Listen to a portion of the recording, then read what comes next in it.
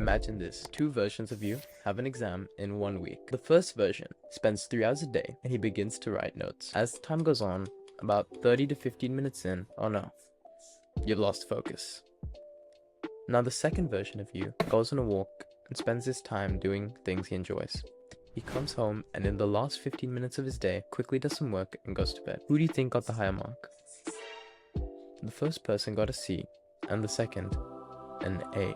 There are 3 things that second version of you did differently to the first that allowed him to spend much less time studying and still get way better results. And in this video, I'm gonna give you those 3 steps, each step leading on to the next. Now the first thing that he did differently to the first person doesn't actually have to do with what he did while he was studying. It was something he did during his time that allowed the other parts of his day to be effective. And that is an increased attention span. The second person only does things that don't give him dopamine quickly. He does things that increases dopamine. So now he's able to focus, and when you start working, you can work for longer. But how do you start working?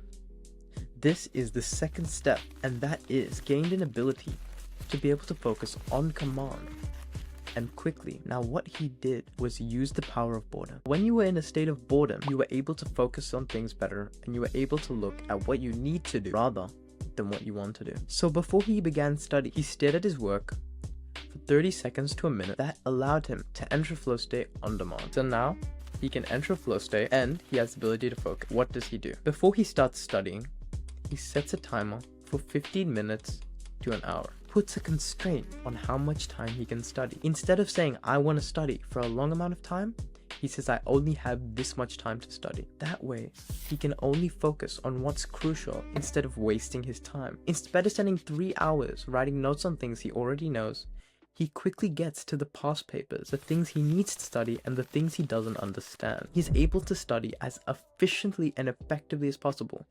And with the other 2 steps, he is able to focus on that for longer and make more time of it. So now that you have these 3 tips, all you have to do is begin to work. This channel is all about being as efficient and effective as possible when it comes to studying or work. So subscribe to the channel, and if you want to learn how to get your brain to focus properly, watch this video here.